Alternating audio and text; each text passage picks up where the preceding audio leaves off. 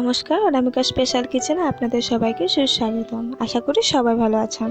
আজ আমি খুব টেস্টি খাবার বানাবো, যার নাম হচ্ছে আলু মাখা। চলুন কি কি লাগবে বলে দিচ্ছি।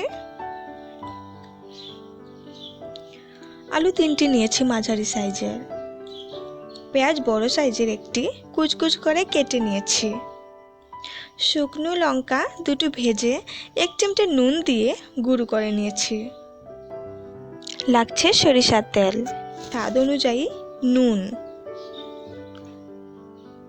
আর সাজানোর জন্য লাগছে সামান্য ধনেপাতা কুচি। বলে দিচ্ছি কিভাবে তৈরি করবেন।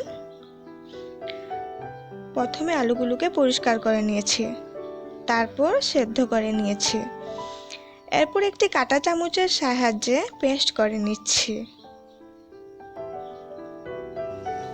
তারপর কড়াই গরম হলে 3 টেবিল চামচ সরিষার তেল দিয়ে দিচ্ছি।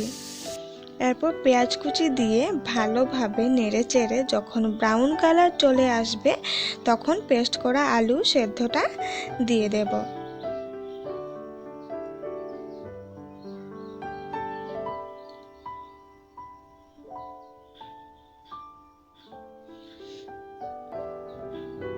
স্বাদ মতো নুন দিয়ে দেব,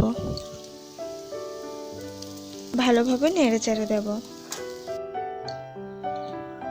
তারপর দিয়ে দিচ্ছি গুঁড়ো করে রাখা শুকনো লঙ্কা, ভালোভাবে মিশিয়ে নিতে হবে। তারপর ধনেপাতা কুচি দিয়ে আবার নেড়ে চেড়ে দেব। তো রেডি হয়ে গেছে আলু মাখা।